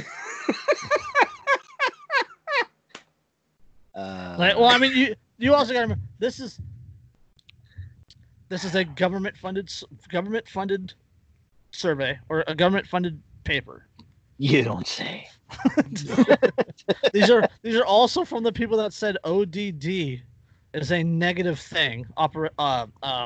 Oppositional defiance disorder is a negative thing, which means really what it really comes down to is this entire article is one big way of saying people that don't follow the rules we're going to call dumb. Yep, exactly. It's shaming people who decide that the government's arbitrary guidelines are ridiculous. It's trying to shame them into compliance. Yeah.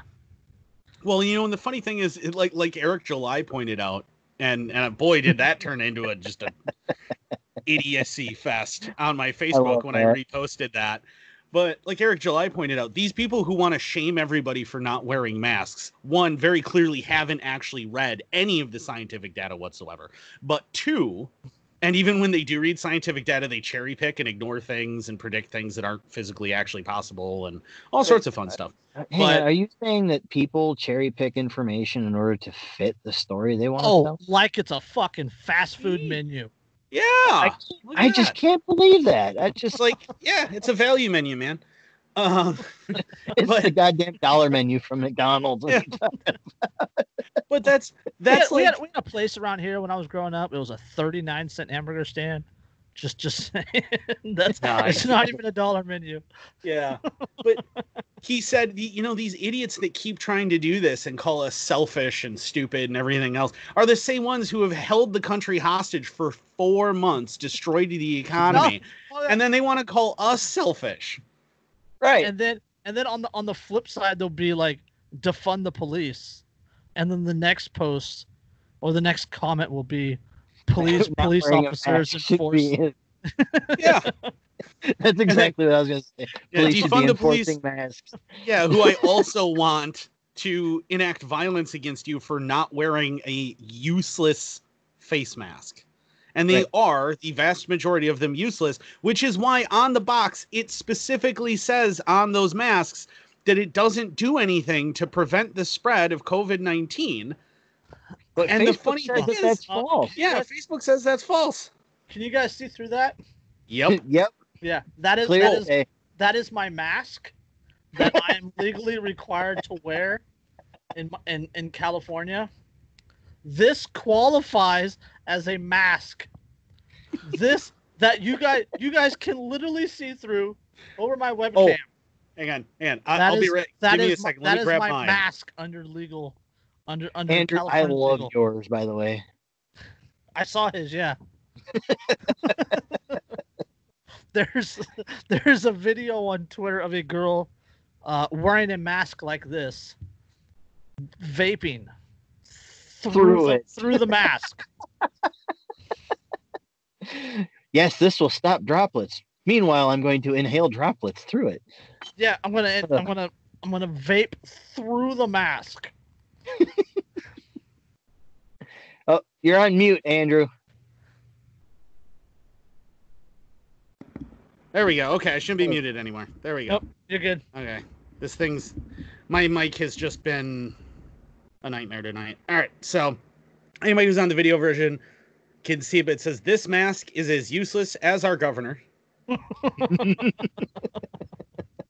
Not wrong. And that is my mask. Hashtag Tony the Tyrant. And I will demonstrate for you momentarily here. Yeah, it's the exactly what we were just talking about. it's the thin UV material, huh? It looks like you're hot boxing the damn thing. Vaping through your mask, yeah. Balls, that got hot though. Holy crap. Oh. But it actually left a spot that is wet in the center of it on both sides. But it's going to stop water droplets, guys. Yeah, but it's going to stop. That's literally just water droplets. That's what this is. That's water droplets. That's what we were talking about when you got up to go get yours. We were like, he was saying that there's somebody using a mask like his. Yeah, just on Twitter. Right through it. Can you see through this one? I don't know if you. No, not really. No, not quite. No. This one's actually 3 layers, and the center layer is a high-density cloth that actually is impregnated with copper, so that it's at least antibacterial because it's going to be damp from your breath. Mm-hmm. But I got this from Awesome Shit, my drill sergeant says, if anybody wants one. They also have a few others. They have like one I think that says Under Duress or something, and a few others that are making fun of it. But yeah, I love the that it's as useless as their governor. So I had to get it. It takes forever to get it. It took 3 weeks, 3.5 weeks to actually get it because they print them to order. But I got mine from the sporting goods section. It's UV protection, so you don't get sunburnt while fishing.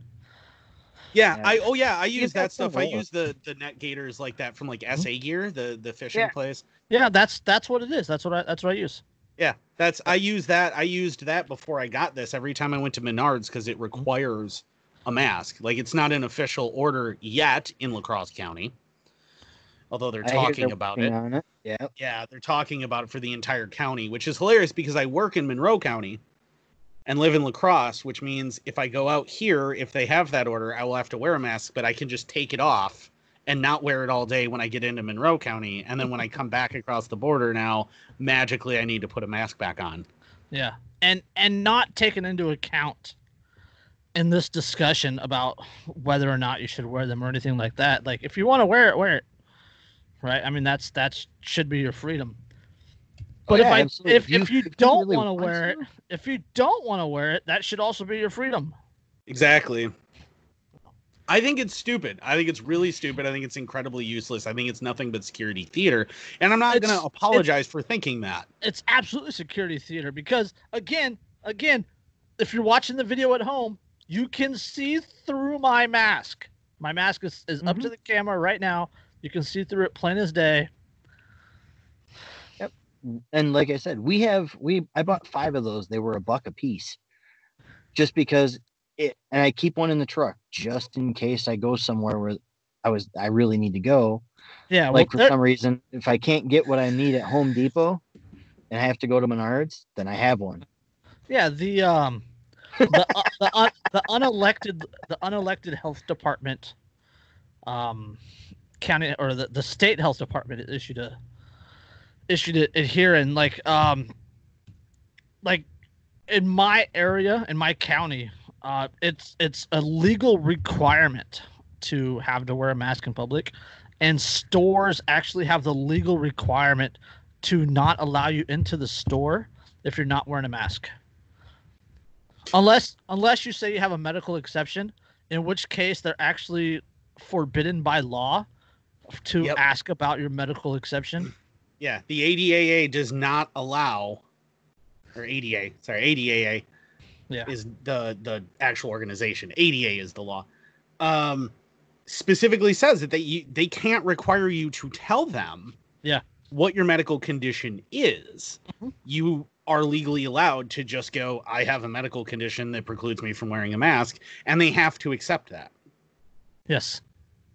So the funny thing is, I even qualify to not have to wear a mask because I've had both swine flu and pertussis, which caused permanent scarring of my bronchial passageways. I am not supposed to have to wear one of these.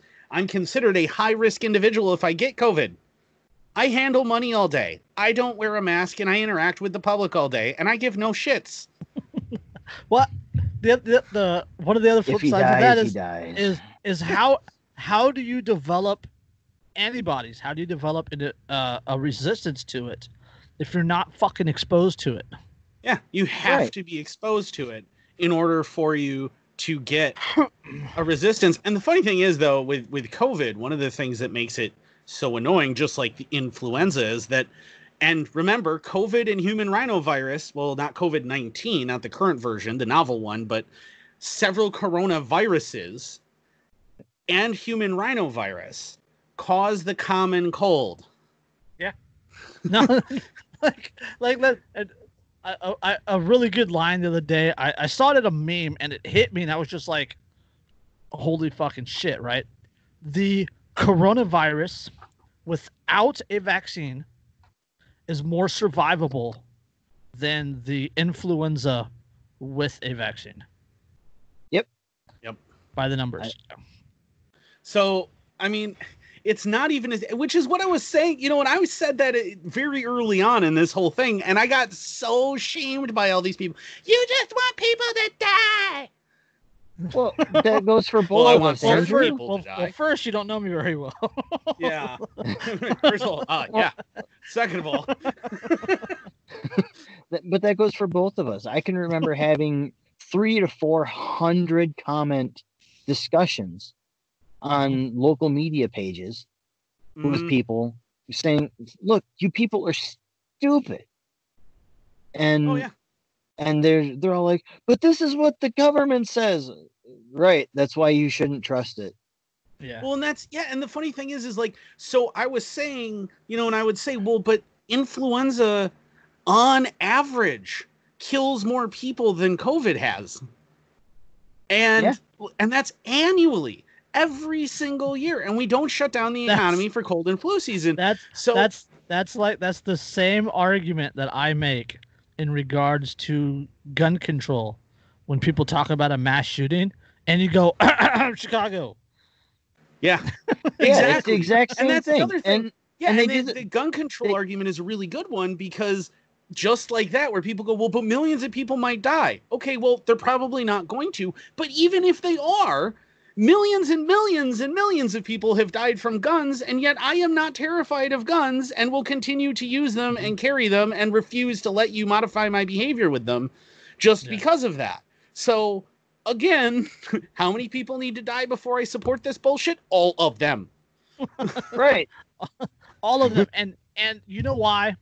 Because freedom of choice. Exactly. If you're afraid of it, wear a mask. Wear gloves. Wear a fucking hazmat suit. Get a fucking bubble. Yeah, they have those little. I Be swear one of those to God, morons driving your own car down the street with a mask on. I swear to God, if people start getting bubbles and become like little bubble boys, I don't want to live on this planet anymore. Oh, I do. So much, because they're getting stickers slapped on their ass, on their bubble. And what are you gonna do about it?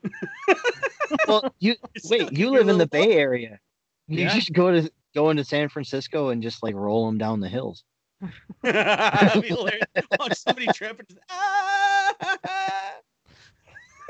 Or imagine coming out of your house if you live on one of the hills and just What was that? So, all right, all the way down into the bay, the whole way. back to the article. No way. Back to the article. Quote: our observations are correlationally in nature. It remains to be established whether or not certain strategies to break the cognitive bottleneck, such as working memory training and transitional brain stimulation, could reduce social distancing non-compliance and subsequently mitigate the public health crisis. Tell me that doesn't sound like it's straight out of 1984. If 1984 and Harrison Bergeron had a baby, it would be this article. That would be that right there. Because remember, there's that scene in 1984 where they're talking about how, well, the only way that we can make everybody truly committed to the state is to get them to stop worrying about procreation, and we need to chemically eliminate the orgasm in order to be able to get everybody to stop caring about having sex, except for procreation at the behest of the state. Yeah. War is peace, freedom is slavery, ignorance is strength. Masks are safety. But I mean, that sentence is straight out of 1984. Oh, it is some absolute freaking Orwellian doublespeak. Like we we we have commercials. I saw one today. There was a commercial on TV for a mask producer talking about how masks are freedom. It gives us the freedom to go outside. It gives us the freedom to do X, Y, Z. Oh my God, that. Oh. And I'm just aghast the entire time. I don't even have anything like, really? Like... Actually, I can say that I've seen similar things like watching YouTube videos as an opening to the YouTube videos. I have seen those, and it's like every claim that they're making is like directly antithetical to the truth. Well, but, and it's spurious at best, but I like it. We are living in a dystopian film. Yeah. Because you see those in dystopian films all the time where they have the ads where they're like, some evil company is doing something and they're like, because we're making a better world for you. Yeah. And it's like a family smiling in a field. And you know what makes me think of? By and Large from WALL-E. Yeah. Yeah, exactly. I mean... It just... All right, since I looked it up and this quote came up from the U.S. Surgeon General. Said in a tweet, "Some feel face coverings infringe on our freedom of choice, but if more people wear them, we have more freedom to go out." Face coverings equal less asymptomatic viral spread equals more places open and sooner. Exercise and promote your freedom by choosing to wear a face covering. Promote your freedom by choosing to comply. And albeit mocked fry. Right. And what blows me away about that right there is these are the same people that can't agree as to whether or not asymmetric spread is even a thing. Now, that aside, 99.997. That's the number everybody needs to remember. It has a lower R0 than influenza A. R0 is the rate of spread. Right, like one infects two infects four infects. Well, it's a combination of rate of spread with likelihood, severity of symptoms, and likelihood of death factored in. So it's got morbidity in there and everything. And the higher the R0, the more dangerous the virus is. If you watch, what's that movie with Matt Damon? Contagion? Yeah, Contagion. Yeah. Yeah, Contagion, if you watch that, they talk a lot about the R0 of whatever their mystery like flu that's like a swine bat flu, ironically. But it's not a pandemic. Like that, they talk about that, and they talk about the R0 a whole bunch, and how the higher the R0, the more dangerous it is. And this horrible pandemic thing in that I think has like an R0 they talk about like 3 or 4, something like that, which is only slightly higher than influenza A, and I think actually right around the same. Influenza A and COVID, I think, are right around the same, but I think COVID is slightly lower than influenza A as of right now. Like, it didn't used to be until they got more numbers in on infection rates and everything else. Because the higher the infection rate, if the death toll also isn't going up, then the lower the R0. And right now, the infection rate, it turns out, is way higher than we thought. And chances are COVID got here way before we even realized it was here. And Stanford University Medical, they did a study and said that it was here in California in December. Yeah. Well, so I can't remember where I saw it, and I wish I had saved the link to it. I saw an article from someplace over on the East Coast where they took anonymous records, where they were examining people's medical records for emergency room visits and stuff like that, where they had done influenza testing because that was what fit. but the influenza test came back negative. So then they contacted these people and said, can we do a titer? So they were doing titer tests on these people, and they all came back positive for COVID-19 antibodies. Yeah. And you're talking about cases of this disease that were here on the East Coast as far back as October, November. Yeah, and they said actually this fall and winter, statistically, it's actually kind of likely that if you had what you thought was the flu, it was actually probably COVID-19. What's funny is I had, because I get freaking everything, apparently, I had swine flu during the swine flu outbreak when we had that giant outbreak of pertussis. I wound up with pertussis from that. I was actually one of the really early cases before anybody realized that pertussis was back. So they thought it was just severe asthma. I'm like, yeah, that's why I'm coughing so hard I collapse in the shower, because it's just a really bad case of asthma. Are you kidding me? That came out of absolutely nowhere and was suddenly hyper severe. Okay, sure, buddy. Yep. Hashtag Petri dish. Yeah, so like I wound up with that. I wound up with swine flu, and I got what everyone thought without testing. I was never tested because I was just basically told it was a presumptive of influenza A very early, this winter. It was like January, somewhere around there, I think. Mm-hmm. Chances are very good that I'm wrong, that it was not influenza A, that it was in fact COVID-19 that I got. And guess what? I got sick for, like a week and felt like garbage. I couldn't really think. I had a really high fever. I had absolutely no energy. I was the most tired I have ever been in my entire life. Like, I didn't want to move at all, period. And then my fever broke and I recovered and I was fine. And I can say the same thing about Amber and Emily, my wife and oldest daughter. They did the same thing back in December. Amber got sick like the first part of December. She was down for a week. Then she felt better, went to work, and then the following week she went right back down with the same symptoms. So it's like it went dormant and then came back. And at the same time, our daughter did the same thing. She got aggressively ill for about a week, recovered, and that was that. But both of them had influenza tests during that stretch, and neither one of them came back positive. Which means it was probably COVID. Right. There's probably tons and tons of people out here who have already gotten it, got over it, moved on with their lives, will never get it again. Right. Well, and they're just like, whatever. And you can't tell me that living here at home with those people under my roof, that I wasn't at least exposed to it. You might be naturally immune. Some people are. Right.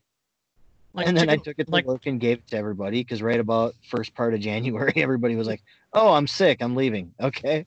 Yeah, so you probably brought it home and then got everybody sick. I know I got Lindsay sick with it, too. I mean, she's got fibro and everything else, and she recovered from it in about a week and was fine again. So if we assume that that's COVID and that that's true, then what is happening is that these people are saying that you are cognitively deficient because you refuse to comply over a disease that hundreds of thousands of people probably got and just went, oh, I feel like crap, I think I have the flu, and then recovered and moved on with their lives. Right. And let's not forget the amount of hysteria and propaganda associated. Like there are people that literally believe that people are dying in the streets of this. Like the people say, oh, the U.S. has more cases than Italy, blah, blah, blah. Italy is like the size of North Dakota. Yeah. Right. Like, sure, they have 350 million people. Yeah. Like, we're going to have a higher number. Yeah, there's more people. That's how that works. I realize this. But you'll see that again and again and again with all these statistics which is why I laugh at how disingenuous this whole study really is. Italy has a population of 60 million. So it has a population of 20% of California, or 20% of the U.S. Yeah, 20% of because the U.S. is what, like 800 and something million? 325. 325 million? Really? I thought it was more than that. Really? No. It's only 300 million? Yeah. Huh. Oh, well, in any case. See? So, but it's still hundreds of millions. is greater than 60. Yeah. Hundreds of millions versus 60 million. And you're surprised that we have more. Well, of course we freaking do. Also, remember that huge swaths of Italy are completely agrarian. And it's a largely agrarian country. I mean, it always has been. It always will be. It's agrarian. Whereas in the United States, you have mega cities like Los Angeles, like New York, like Chicago, like Houston, and like Dallas, Fort Worth, Miami. You have all these giant cities. Well, you could make an argument that the entire East Coast, from like Boston to DC. Italy had roughly 35,000 deaths. The U.S. has roughly 137,000. So 4 times as many deaths with 5 times the population. Gosh, it's almost like that's right in line with what you might expect. Yeah. and you have to take into consideration the fact that, how badly did the government cook the numbers early on? Well, yeah. Because X, Y, or Z. Well, no, because the U.S. declared an emergency, the federal emergency. So every state, every city, every local hospital, when anything that they can attribute to COVID, they get money from the federal government.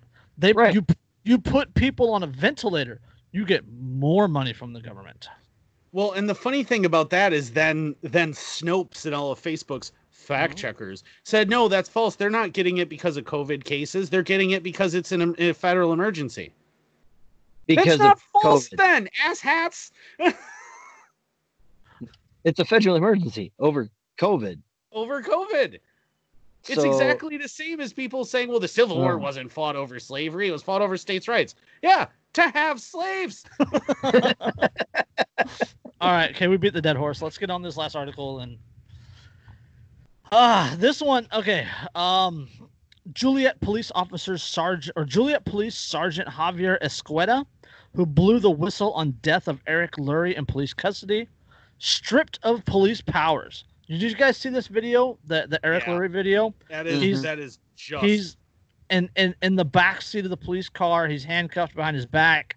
They're shoving a freaking asp in his mouth, trying to get him to throw up because he supposedly had drugs. So Juliet Police Sergeant Javier Escueda blew the whistle in the death of Eric Lurie in police custody, and now has been stripped of his police powers and placed on administrative leave. Meanwhile, Tuesday evening, there were growing calls to fire the 2 officers involved in Lurie's death. And the Juliet city manager has quit over this.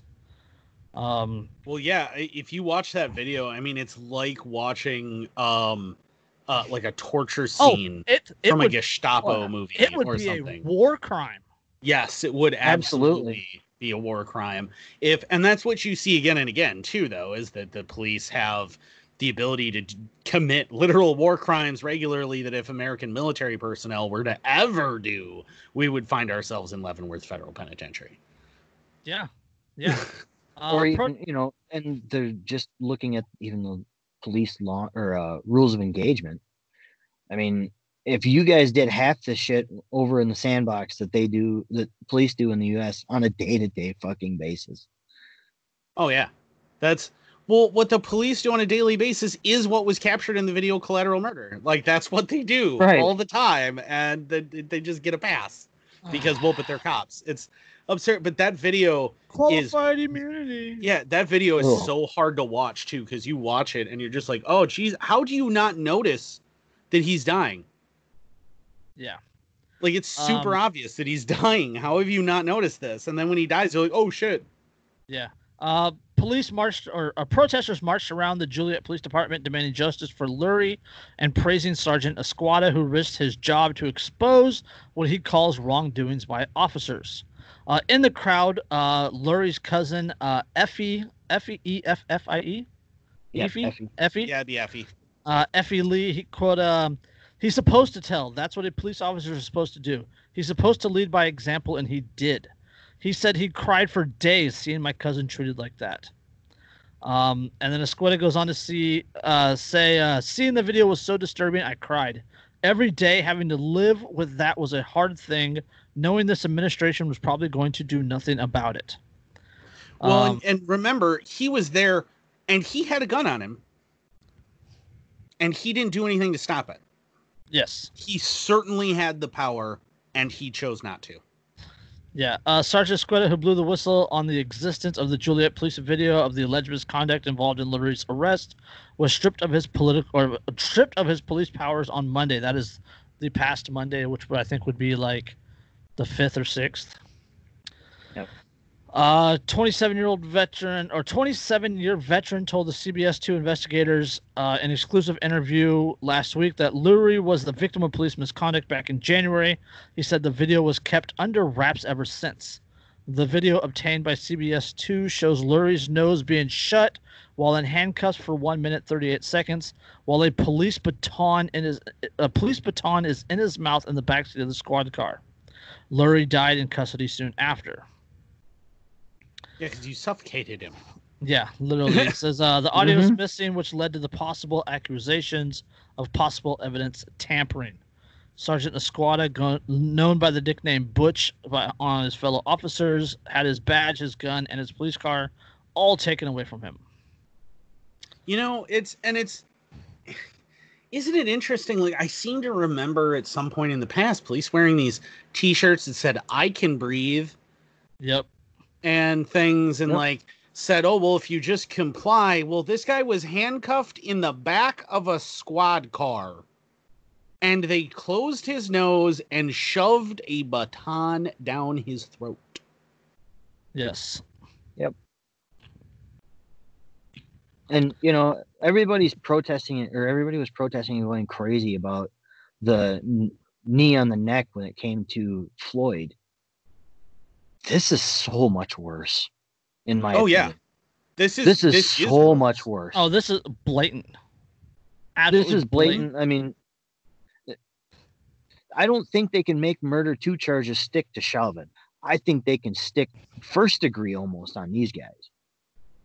Well, there's no way that you didn't know that holding someone's nose shut and then blocking their airway is going to kill them. Is going to kill them. Fucking baton shoved in his mouth. Right. I mean, this is... I can't even describe the fury that this... Oh, yeah. You watched that video and you're like, Oh. I watched the video the other day. I watched it when it first came out, and ooh. It was like the whole past week has been hard because of Kelly Thomas anniversary. And then seeing this video and you're just like, you motherfuckers, and then you strip the guy that blew the whistle of his police powers. Like the one cop, I will not call him a good cop because there's no such thing as a good cop. But the one not bad cop in this situation. The one cop that actually has somewhat of a moral compass. You punish him. Yep. But have the 2 people who did this still on the payroll. And still doing police work. Yeah. They're still armed. They're still on the street. That is how the state responds to this stuff. Plain and simple. It's similar to the case in Buffalo a couple years ago where those officers jumped on that person and the one lady officer's like, no, back off. And they fired her. And it took her, like 5 years or 6 years or something like that to get a settlement, to get back pay or to get, not to get back pay, to get her pension. Yeah, she got her pension out of the deal. She had to sue to get her pension because they fired her because she snitched out bad cops. Oh, I mean, all you need to do is type in whistleblower cop fired into Google and you get the East Haven 2019 Vincent Ferreira, who 7 years ago helped federal investigators uncover corruption and harassment that sent 4 cops to prison, was fired. Yeah. Because he helped the investigation. Because these cops don't toe that magical thin blue line, they immediately ostracized and. Yeah, a New Albany cop of 19 years. That's the one that you were talking about, Oh. the woman who stopped. She was a cop for 19 years, and she was fired because she blew a whistle. That was Laura Shook. The Marshall Project has an entire page called the Blue Wall of Silence that has records on it over and over and over and over again. One cop after another, every single time they, every single time that a cop blows the whistle on his fellow cops or her fellow cops for doing something horrible and usually killing someone or almost killing someone, they get fired. Holy shit. Okay, hold on. I read down this article a little bit more, and it says, in a statement issued late Tuesday, this is just the other day, Rocher, who I guess is in the higher-ups, said, in the auditing process June 16th, quote, it was learned that Sergeant Esquada gained unauthorized access to a video that was being investigated by an outside agency. This video he accessed was shared outside the police department, violating the chain of custody and potentially compromising evidence in a criminal investigation. How convenient. When this was discovered, I immediately opened a criminal investigation on June 18th, 2020. So it's a professional misconduct investigation for the people who murdered someone by torturing them. But the guy who dared to leak the video to the public of it because he didn't think anything was going to happen gets a criminal investigation. Yes.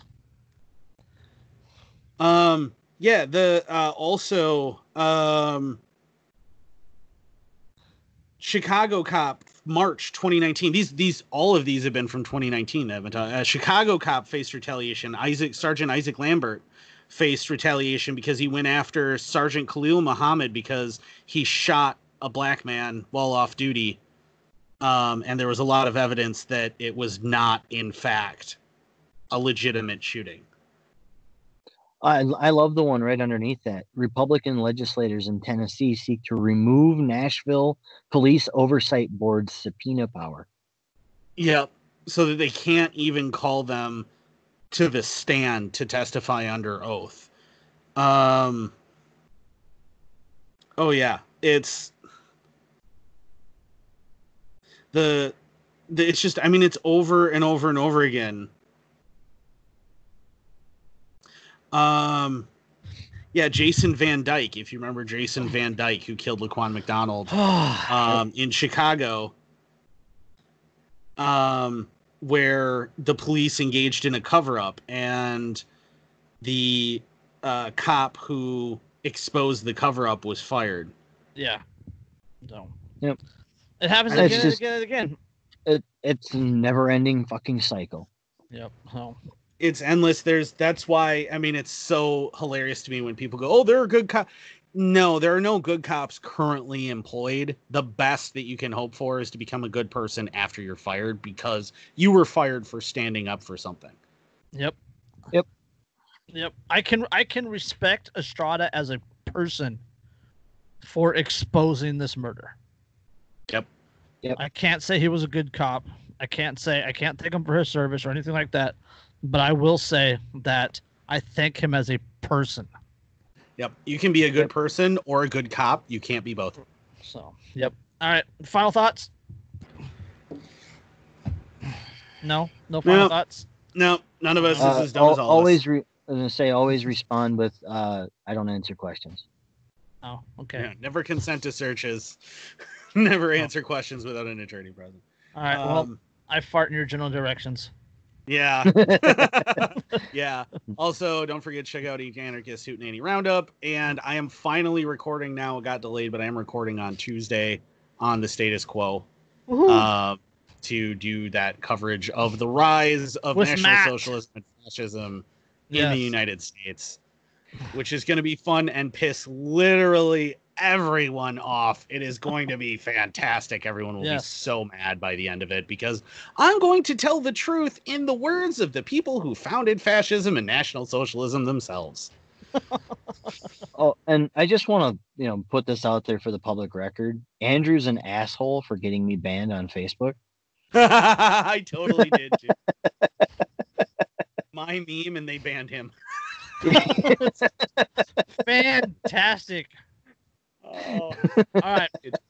On that note, this has been episode 97, and we'll catch you on the next one. Peace. Yep. Later.